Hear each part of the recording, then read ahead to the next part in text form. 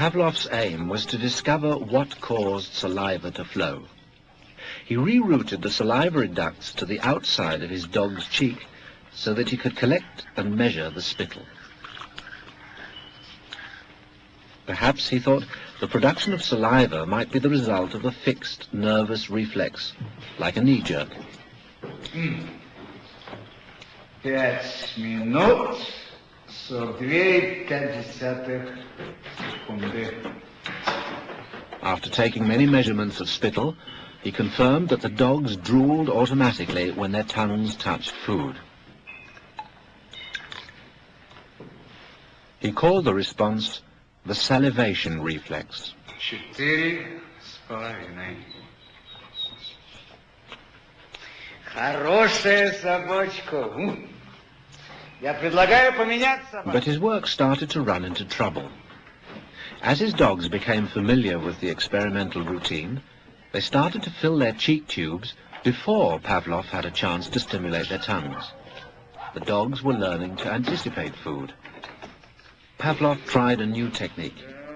He erected screens so that the dogs couldn't see what was going on.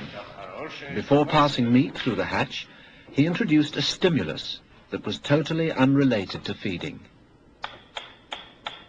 A ticking metronome.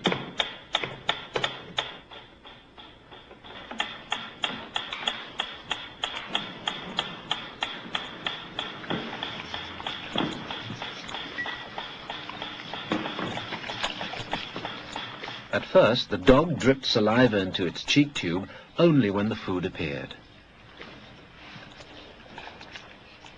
But after a number of trials, the dog began to connect the ticking with the arrival of meat.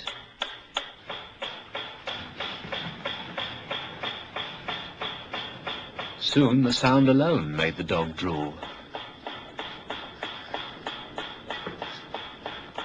Eventually, the dog salivated as much to the ticking itself as it did originally to the presentation of food. Полная.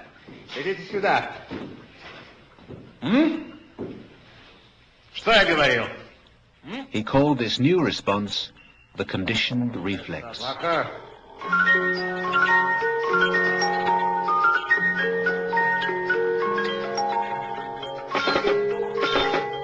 Whatever the stimulus, his dogs could soon be conditioned to produce saliva.